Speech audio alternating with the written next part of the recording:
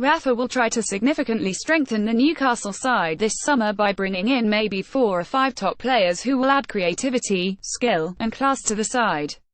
Of course, he will need to prioritise the signings, and it looks like his top priority will be to get a good number 10 to the club.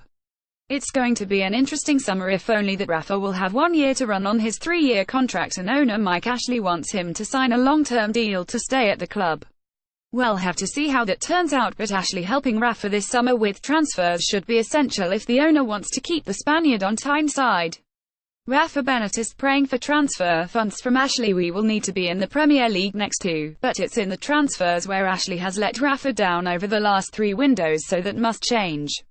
We would have expected Rafa would want to sign 2 new strikers, and both Dwight Gale and Alexander Mitrovic will be sold this summer. Mitro is in good form at the moment and scored 2 goals for Serbia last night in their 2-0 win over Nigeria. So since he left Newcastle on loan to Fulham on January 31st, HES scored a lot of goals, 9 goals to be exact.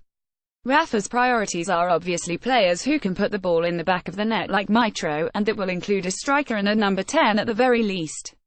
The Chronicle is reporting that Red Bull Salzburg's 25-year-old Valon Berisha is a player Newcastle have scouted for over 18 months, so he could be a target.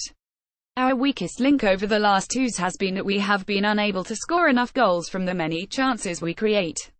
The defense is quite strong, especially if we keep goalkeeper Martin de Baruca, and maybe Rafa can also get a top-class back into the club. But goal scorers are what Rafa needs this summer to make Newcastle into a much stronger side next in the Premier League. What do you think? Comments welcome.